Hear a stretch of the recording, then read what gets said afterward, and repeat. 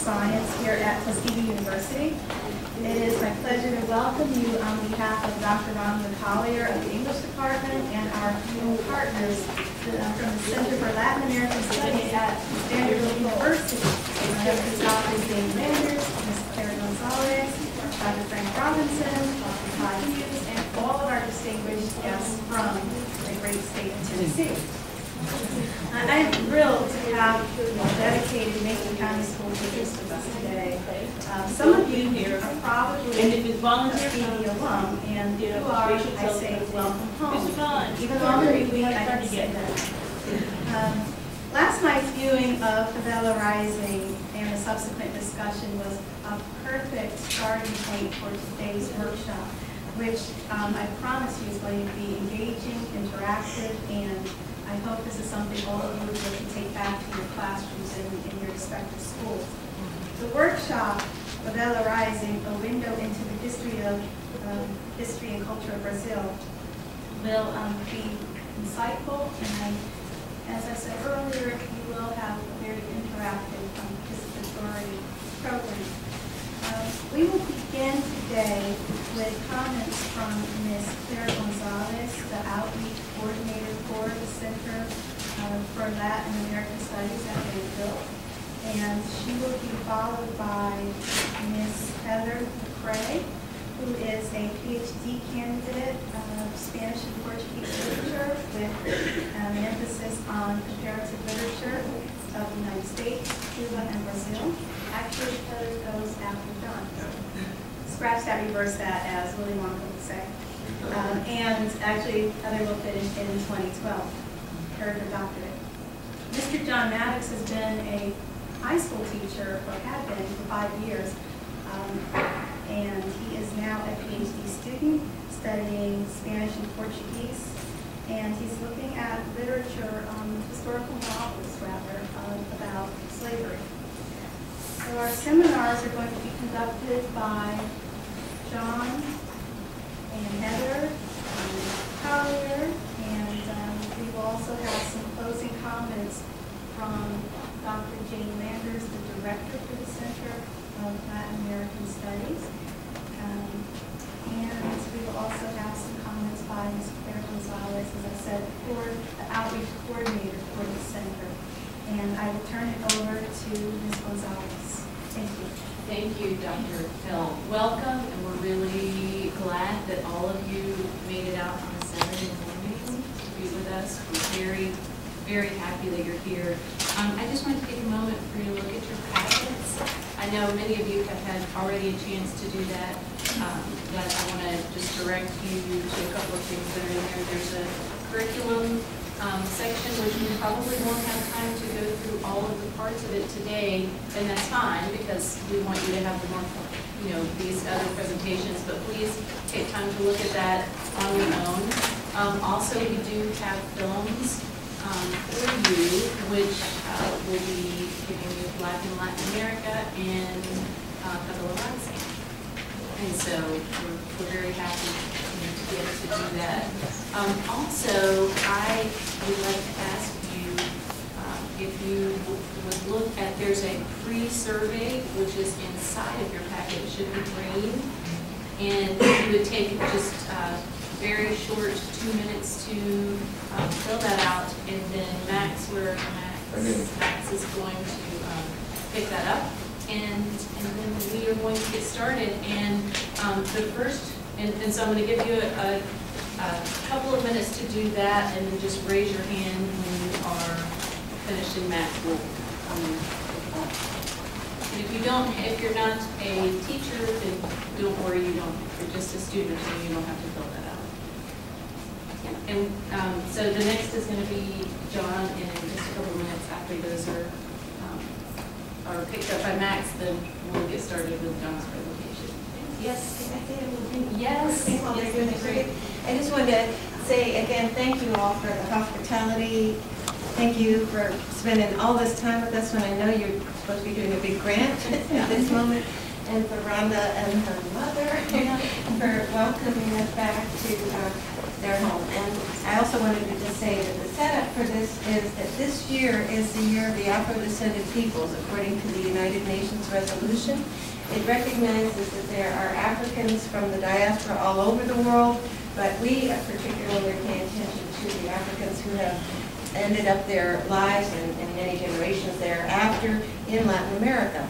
And Brazil and Cuba, of course, are the places that have the largest African-descended peoples population, but they are everywhere in Latin America, and that's why that series that Claire has gotten the films for you is very important. It's interesting to see the diversity of the experiences people had when they went to different parts of Latin America.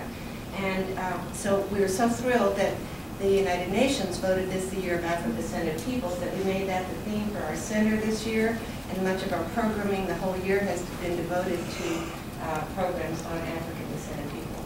But the United Nations went one step further recently and made it the decade of the Afro-descended peoples around the world. So I think the materials that you'll hear today that you'll be able to use in the classes hopefully will have a long-term relevance, and will give you an interesting comparison to what we are more familiar with, which is the history of African-descended people in the United States under an Anglo system that is quite different than what you're going to hear about in the Iberian world. So thank you again for having us and for making this possible for us. Thank you. I just wanted to let you know, and Claire knows, there were some teachers that canceled at the last minute. So those of you who came at the last minute, you'll be able to get those DVDs from them. And if you see me giving you folders that don't have your names on, what I'm doing is giving you their packet so you can follow along. So that's what I'm doing, and the Center for Latin American Studies will give you their DVD. Is that okay? So we thank you for coming and joining us today, and if I'm running around handing you a packet, what I'm doing is so you can follow along with the lectures today. So for those of you who are joining us, Rhonda, I will help you do that very thing. I know the teachers that have canceled, because some of them called me at the last minute, so let me. But the students, we should get. Yeah, no, I'm handing them to the students, but some of them I know have canceled because I've gotten to the call at the last minute. So continue with the program, and I might be handing you random folders.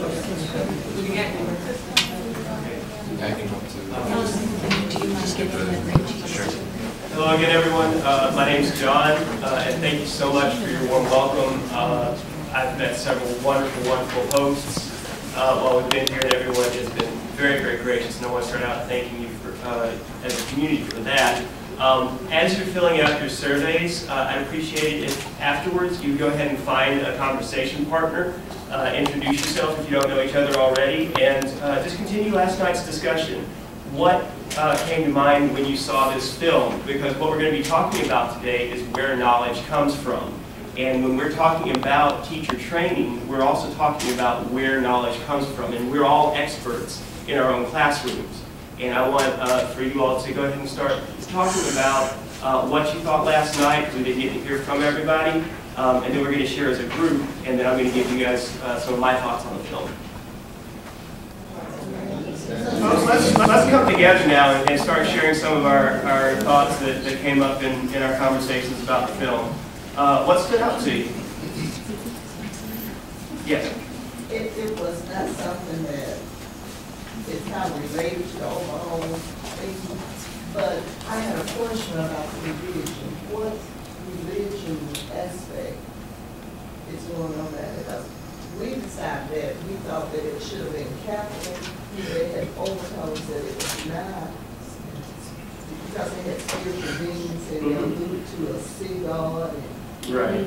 That's an excellent question. Afrohagee, well, Brazil is much like Latin America. Brazil is often called a religious marketplace because it's a place where cultures from around the world have come together, and a lot of times, a lot of our American churches will send missionaries down there from a variety of different backgrounds.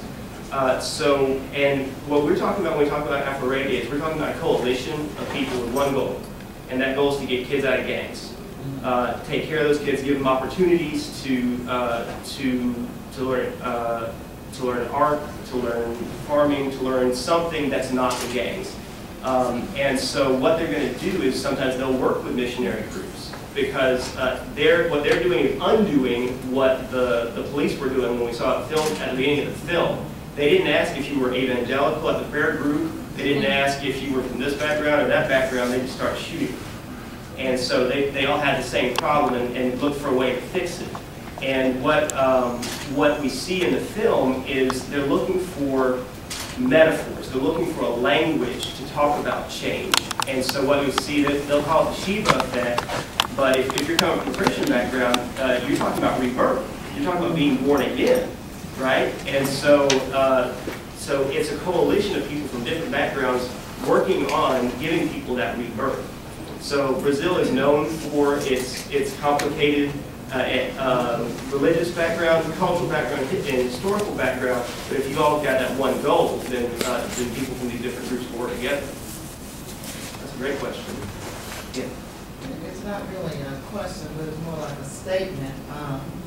When I kind of compared the film to Dr. King and the Civil Rights Movement, in that, you know, they had a goal. Dr. King and his group, all of us, had a goal to change, to make a change. So there they had a goal to make a change. And that change involved a lot of things, you know, a lot of people. So I could compare what was happening in Brazil to what happened in Alabama. I'm in Alabama. So, and at the time, you know, when it was happening, I was young, and I would participate in the marches against my parents' will, you know, and so I could see over there the comparison of trying to deal with change for the better. I think that's really inspiring, and I think that Dr. King's message in the civil rights struggle in the United States inspired people around the world. And sometimes we don't stop to think about that, is that we're being watched and that other people are being inspired by what happened here. In Brazil, starting in 1964, they had a very oppressive government. And so any group that said anything that was not on the same page with that dictatorship was not going to be supported, especially a race-based group, because we talked yesterday about how many African-descended people there are in Brazil. And if people join together to seek better treatment, more resources, to talk about their civil rights, and that was a threat at the time. And so what you'll see is a delay in Brazil in having the Movimento Negro, the black movement in Brazil, not starting until the late 70s, and not really getting a voice until the 1980s when the dictatorship was over. But I think that's something to keep in mind, is that the things that we're doing here, particularly African Americans and civil rights movement, have been things that we've exported, and it's created a lot of wonderful things. Yes? I think similar to a comment I made last night about the effect of the music in terms of the mindsets of the people that are involved with any kind of major movement, equating it to what's happened here in the United States. If you look at what happened during the Watts riots, how in the LA Coliseum, they had the Stax Music Festival where they were able to get people who may have been contributing to the quote-unquote war against the police, who are actually having a great time and just getting out a lot of that anger by just, you know, either yelling back or just having an opportunity just to get some of that energy and allocate it towards something. And I found that it was very moving to see how Anderson and his entire Afro Reggae group were able to be very, resourceful by using unconventional looking instruments to actually create this amazing sound. But two, if you notice, they had sort of a sense of duty, a calling. Once that, I think it was one clip where everyone was kind of sitting down, and then you could kind of hear maybe one drum going off, and everybody got up at the same time. So I thought tying that into maybe even the title of the movie with the Favela Rising, they all rose once with a sense of call to action, call to duty once that drum sounded. There's also an element of mourning, right? Because these people have lost friends, they've lost neighbors to prison, to death, and the arts are a key part of that. Yes. Also, we were talking about how anytime you get that against the norm at that, during that particular time. And you look at people have to have a certain amount of strength because they know the consequences instead of going against the establishment. And we looked at it like it's a double S syndrome, strength and stress. You know, they had to have a certain amount of strength to be aware of the consequences, be aware to do that. It had to be stressful at the same time, knowing, being aware of the consequences. Because I think he mentioned without the fear of becoming paralyzed, you know. But he had to overcome that fear through his strength, you know, being able to stand regardless of whatever consequences. But he would call double S, you know, stress and strength, and a connection there. And to face that fear. Yeah, face that fear. Yes. I was just talking to Sonia about, even though we saw another side of Brazil, you know, you don't see the beautiful beaches and the beautiful women. You see this violence and what's going on in the favelas. For me, it's important to say that let's not take that and be afraid of visiting those countries. Same as Mexico, where I'm from. Don't alienate because the media or tells you that there's so much violence, so don't go. We still have a responsibility, I feel, to support them. If you stop going as a tourist or as students, you know, there's still so much culture, so much wonderful people to meet, wonderful food, you know, you name it. So take that as a whole contest, not just be afraid that, oh no, I'll never go, you know. I agree. I mean, we were talking yesterday about Los Angeles. You know, you get Hollywood right next to suffering people. Rio has that in common with it. You've got your two extremes. You've got the Cristo, you've got art museums, you've got libraries, you've got concerts, you've got the biggest fireworks show in the world on New Year's, and we've got these wonderful sporting events that are just going to be exporting another side of Brazil as well. Yes? I wanted to add to what you were saying. I'm originally from Alabama. I have 4 daughters. One of my daughters ended up marrying a guy from Spain when she lived in London, England for 10 years. And when he introduced his wife, who is from Alabama, the people went, oh my God, you're from there? You know, y'all fight down there all the time, civil rights. And that's was years ago, but they're still thinking it, you know. And so I understood what you were saying when you made that comparison. But I think it's black, you know, when we watch the film, the violence at all did not scare us. You know, we didn't look at it and say, oh, I never go there. I don't think anyone in the film last night and watched the film, that was not one of their thoughts, because we're survivors. And we knew, you know, it was bad, you know, here, you know, if you really look at some things that happened in the United States.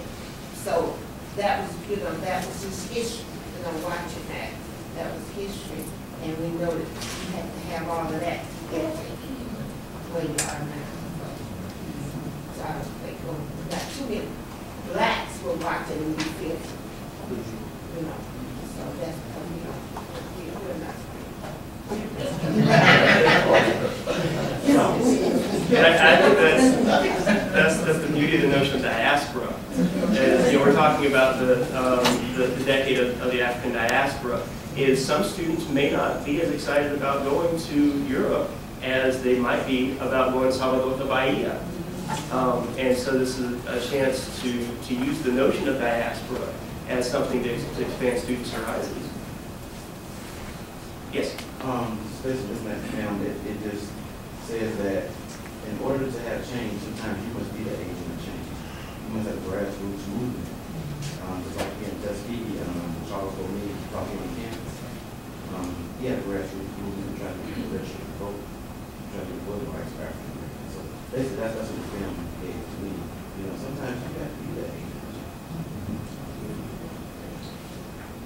I I agree entirely. And I'm going to use that as a segue into my talk, and if other ideas come up at the end, I'd love to hear them. I'm going to start out with a quote from a novel by Colombian writer Manuel Zapata Oliveira, who said, "The little school of Tuskegee." This is him. This is the voice of Booker T. Washington in a Colombian novel. "The little school of Tuskegee would be just a beginning. The students sitting on the floor awaited me. The children still have no shirts, and many adults didn't even have any shoes. The school was so run down that when it rained, I had to open my umbrella to protect the book with which I taught. It was then, dreaming, that I dreamt of constructing a new building with my students." Here at Tuskegee, we're looking at Latin America, but they're looking back at us. And there's a lot we can learn from one another. It's really exciting to talk to you all about Brazil. I love Brazil. I got married in Brazil. I talk about Brazil almost every day. But is this information useful? Most high schools don't have Portuguese departments, and our recent economic crisis and the pressures of school reform movements have all of us asking, how can I get the most out of my class time so that my students can progress academically, get good jobs, become healthy, productive citizens, and become the generation that gets us all out of this crisis we're in? These tough questions have often led to budget cuts, and these often have adverse effects on departments deemed nice but unnecessary, like the arts and foreign language. Furthermore, this attitude is fostered by every nervous parent who hears that his or her child wants to get a degree in language, music, or history. They ask their children what they still ask me. So, what are you going to do with that? Favela Rising provides a loud and perhaps unexpected answer to this question. Anyone who works with teenagers know that, on the whole, they're an energetic bunch. Most students' first lesson in Spanish includes how to say and obey the command, sit down. Most of them need this lesson repeated in other classes with clarifying prepositions, in the desk, not on the desk, with a pink slip or without one. But Afro Reggae encourages students to rise up. Anderson Sá saw this same energy in the favelas of Rio de Janeiro, and he is using it to change his community through arts and education. Art can be seen not only as a channel for our energies, constructive waste of time, but also as a part of a political balance of powers, an option that passionate liberals, conservatives, and just humans can get behind. The favela, as opposed to the asphalt, the official city, is a place where thousands of non-citizens live lives by a different set of rules than those stated in the official constitutions. In this parallel society, art provides a path to citizenship for Brazilian youth. It can also make our students better citizens of their school communities and of the many other communities to which they belong. This film is the perfect complement to jazz band, film club, international clubs, service clubs, or any other organization that takes aim at making our students better citizens of their communities and citizens of the world.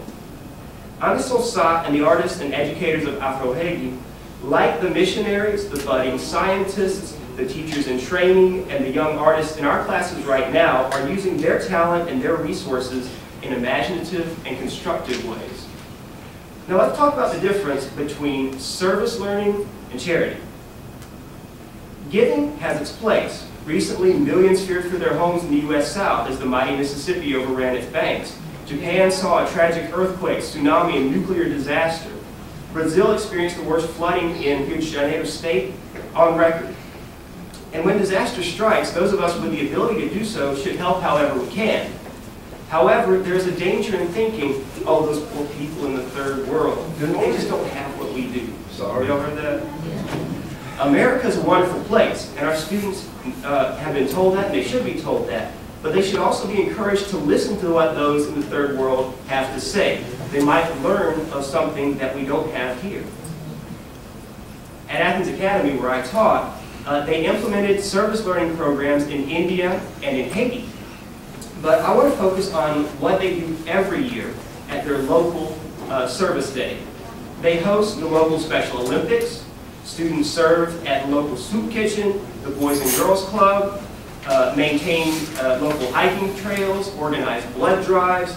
They serve as teachers' aides at primary schools, and they visit nursing homes, libraries, daycares, and animal shelters.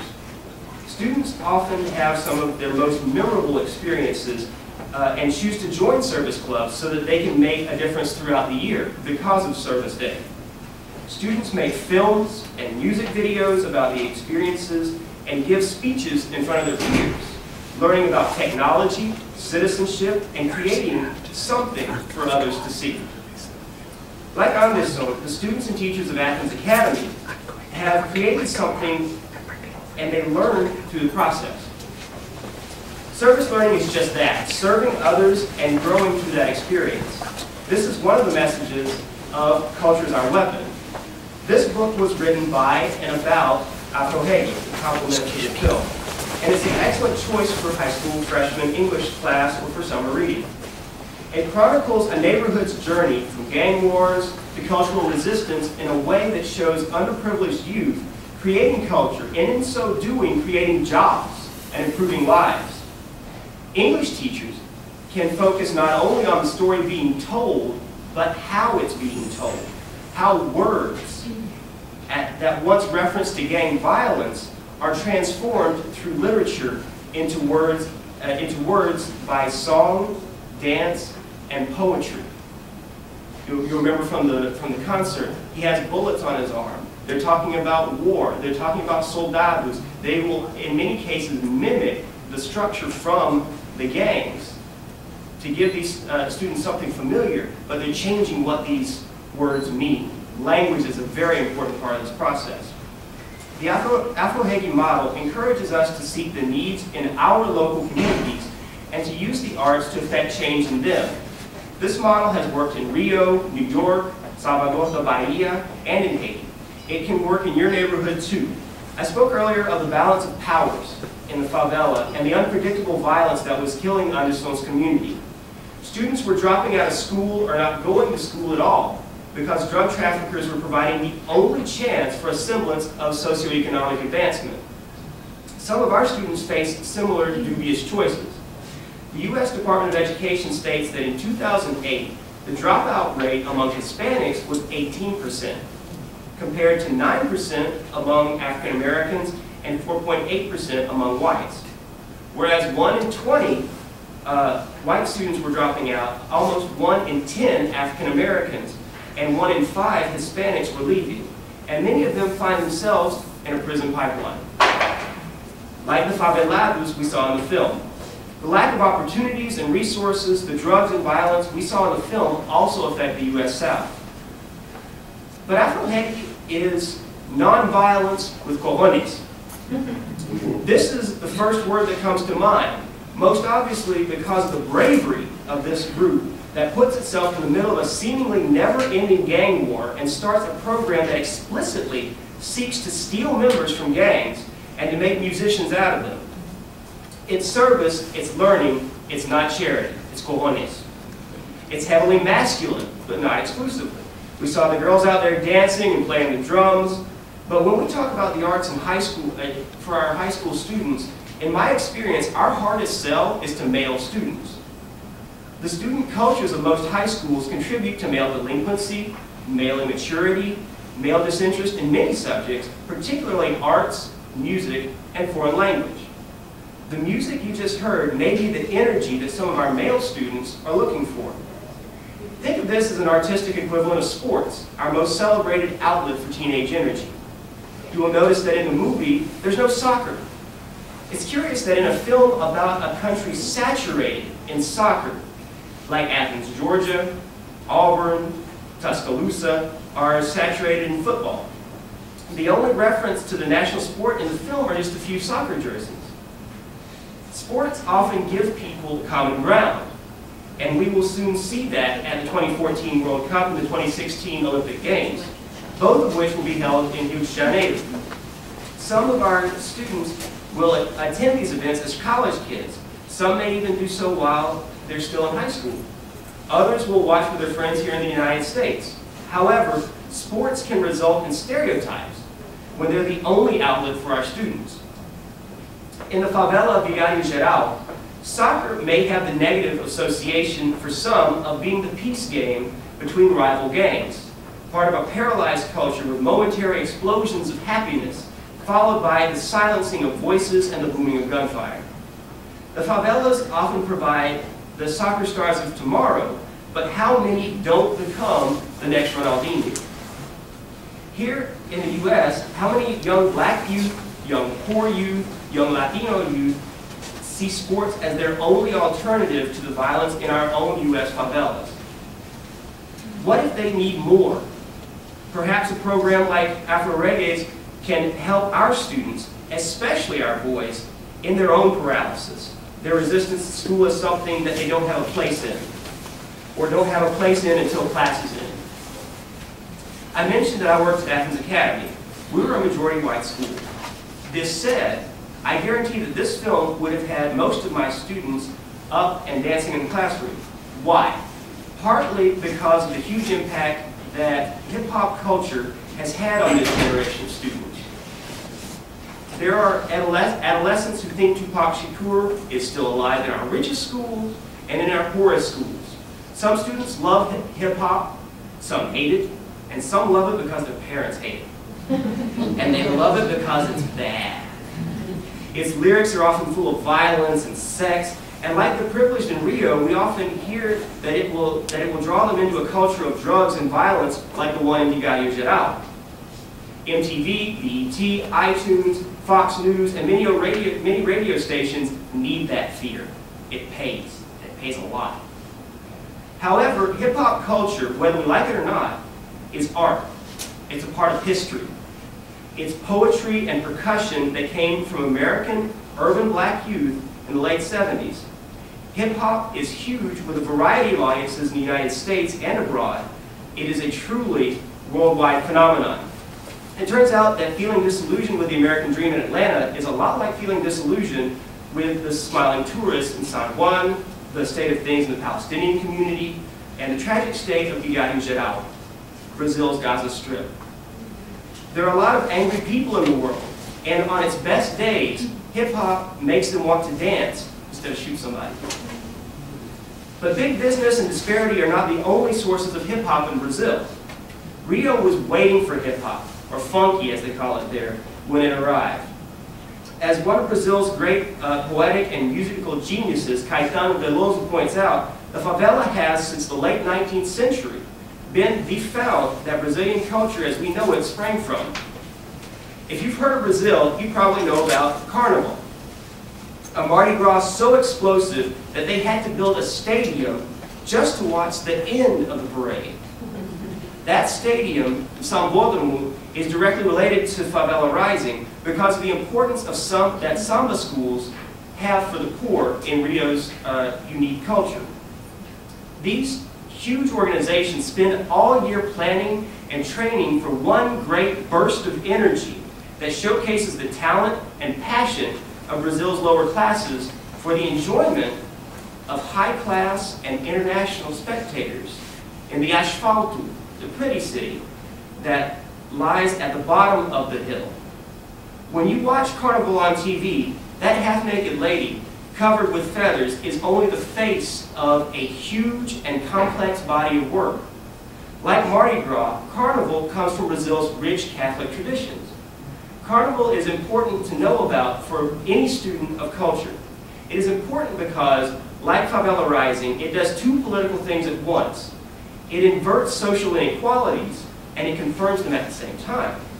The samba school and samba music, just like hip-hop, jazz, and blues before them, are a chance for those at the margins of society to occupy the center, to have the spotlight, to be the boss, or to at least look like him.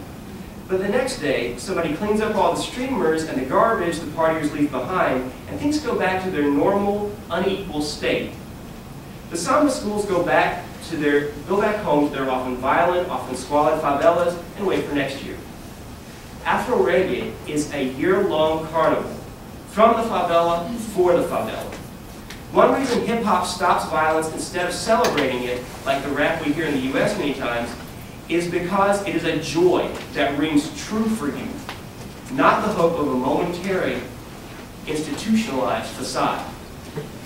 I'd now like to talk about another carnival that has become institutionalized in Brazil. It's a racial carnival that's called mestiçagem, or miscegenation in English. It means mixing races. Brazil, like in the United States, has a tragic history of slavery. It didn't fully abolish the institution until 1889. In a lot of cases, folks left the U.S. South. The slave owners would leave the U.S. South to go to Brazil to own slaves there. And it was an important factor in the government falling apart. Abolition was the first thing Brazil did as a nation. In the 18th century, as Ferreira points out, Brazil was the de facto colonizer of Angola in Africa. And to this day, it has the largest population of African descendants outside of Africa. In the United States, with its history of segregation and the one-drop rule, that having one black ancestor makes you black, we're grappling with the stark divisions between blacks, whites, and others right now. Brazil, on the other hand, has, since the 1930s, celebrated its mixture, thank you, its mulatto-ness, its ability to win over other people and make them Brazilians by having pretty mixed babies. I wonder if he weren't declared the first black president of America, if Barack Obama would be considered black at all in Brazil, because he used to be a pretty little mixed baby too. Like Carnival, so y'all think it's pretty...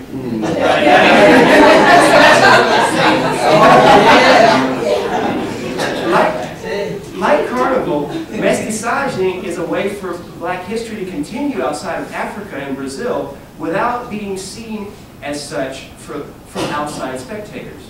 We also see this throughout the Hispanic Caribbean, where mestiçagem often is a process of making future generations less and less black. Carnival, in countries with large black and indigenous populations, is a space where acting savage, in quotation marks here, dancing, screaming, jumping, shaking is condoned for a brief moment as an escape valve and as an entertainment for the privileged. While we see people of different races and backgrounds coming together to create beautiful, thrilling music in this film, and while going back to the days of segregation isn't going to make us or our students better citizens, there is a hidden danger in racial invisibility and in claims that, oh, race problems were all taken care of a long time ago. This film might be a way to start the conversations that change these attitudes. The fact that this music group, this movement, is called Afro Reggae is radical in itself. In our country, the term African American is normal. And cultural movements since the Harlem Renaissance have celebrated black culture as a discrete identity from the mainstream, white dominant culture. Here, an Afro just means poofy curly hair to our students. I once had a student who was Jewish, right? He said he had a Jafro. Okay. So here, reggae is associated with commercials for sandals resorts and backyard cookouts. Our students may miss how politically important this music is for Brazil and for us. In the United States, people started mainstreaming ideas of black pride and Afrocentric thought in the 1960s, shortly after the Freedom Riders, Martin Luther King Jr., and thousands of other foot soldiers took huge risks in the streets so that others could take huge risks in schools, and vice versa. However, black pride is complicated in Brazil, as it was and is here. It was censored during the military dictatorship of the 60s, 70s, and 80s, and delving into Brazil's painful past of slavery, something as violent as the drug wars raging today, has been very difficult. In fact, Algiers do Nascimento, the most visible leader of Brazil's black movement, was a professor in New York in the 1970s and 1980s. In the United States, we have, I think, had some success in imagining our national community as a multicultural salad bowl of discrete but flexible groups that allows us to celebrate difference and to use those differences to solve problems. But in Brazil, for some, being black means you're putting your race before your country. In a less politically correct phenomenon, if you call yourself black, you're less likely to marry someone lighter than you. and as they say, to improve the race, to act Brazilian, to be like everyone else hopes you to be, supposedly. It lessens the chance that the carnival will come to an end and that the savage in you won't go back in the box. So imagine when rap music and hip-hop culture hit Brazil in the early 80s, young, urban black people making poetry about black people's lives. It enthralled a generation of partygoers and eventually activists like Afro Reggae. But Brazil didn't just receive hip-hop, it gave birth to its forms. For example, breakdancing is based on capoeira, the martial art and dance you saw in the film as part of the performance. Capoeira is an example of reclaiming a hidden black identity through hip-hop, because this art is rooted in slave resistance. Capoeira can be lethal, like almost any other art form, but any other martial art. But in the days of slavery, it was hidden from the masters, foremen, and the uninitiated as a dance or a game that is played, not fought. Capoeira is the opposite of carnival in some ways. Instead of an explosion on display that pacifies, it's a power that is nurtured and hidden, waiting to be unleashed. Channeling this violence, this energy, into something that creates instead of destroys is one effect Afro Reggae is having on its community. It's the Shiva effect. It's like Black Pride, and it has deep roots in Brazil, and hip-hop helped unearth them. But it's not called hip-hop. It's called reggae. Most of us think of Bob Marley's whirling dreadlocks and John in the name of the Lord as Jah appears to descend in a great gray cloud of marijuana smoke. In Marley's context, rebelling against marijuana laws was part of a greater struggle for political and religious independence from Britain. For our students, rebelling against drug laws fulfills multiple desires, usually with detrimental effects. Afro Reggae is hip-hop that actually encourages youth not to use or deal drugs and strictly forbids its members from using or dealing. Drugs in the favela are not rebellion. They're a perverse pathway to momentary success. Afro Reggae's anti-drug stance is much more radical than celebrating the dictatorial traficantes that bring war and grief to their neighborhoods. It also shows our students the disasters that drugs have created. Brings a whole new meaning to the word war on drugs, right? There's also an aesthetic reason that this reggae isn't your mama's reggae. It's our kids' reggae. Dancehall reggae became popular in Jamaica when hip-hop was imported and substituted there. In my day, B-Man, Shaggy, Sean Paul, and today Pitbull light up the dance floor in the Caribbean and in our hometowns. In the Hispanic Caribbean, this spawned reggaeton, which reinterpreted dancehall reggae, particularly in Puerto Rico, where Daddy Yankee, Calle 13, and Tego Calderon mixed this confluence of American and Jamaican art forms with local traditions like salsa, bomba, and plena, forms often associated with carnival and carnivalesque celebrations. Right now, many of our students aren't studying for Spanish or history or English because they're listening to Rihanna or just looking at her or dancing Pitbull. Why not use this energy to get them talking about culture, race, class, violence, and politics? Favela Rising gives us that chance. It gives us a glimpse into a new art form and a vital movement that is creating a healthy black identity in Brazil and making hip-hop something that elevates instead of exploits, like so much commercial hip-hop in the US. Afro Reggae is cultural Pan-Africanism at its best. But what about my students who aren't black or Brazilian or from the slums or even from the big city? This film, though about Anderson and Afro Reggae, was not shot by them.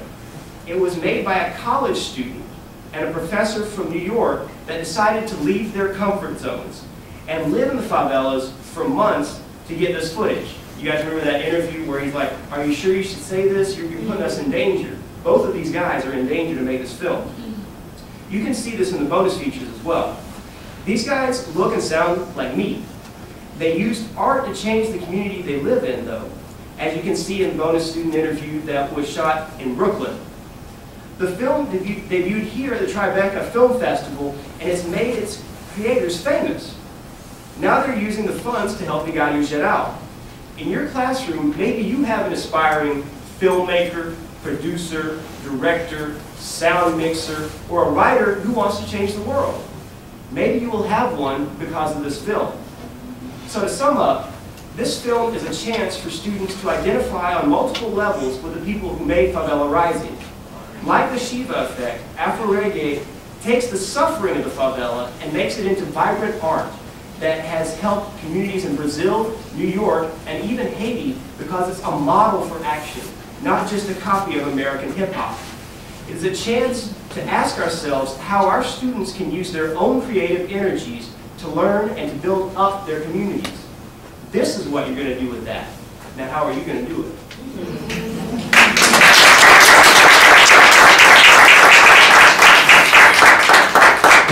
Thank you so much, and thank you for your comments. In your packet, we've included three questions for discussion in breakout groups. You can talk with a partner, you can talk in a group of three.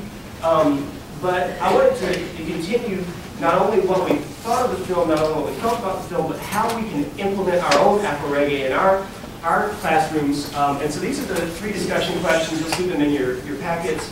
Does anybody need the packet? Students, does anybody not have the packet? I'm gonna, I don't know. How many do we need? So these are the questions. Can we start an Afro Reggae at our school? Or how can we use this film as a model for service learning? What are some of the benefits and pitfalls of using hip-hop and popular culture in general as a teaching tool? What are examples of activities that develop language arts skills through reading, writing, and performance that we can base on this film? And lastly, can this film be a starting point to talk about difficult but important topics such as race and class? What are specific activities or conversations that we can have with our classes because of this film? And then we're going to talk a little bit about another documentary called Black and Latin America. So small groups first, right? Small group first. Find a partner.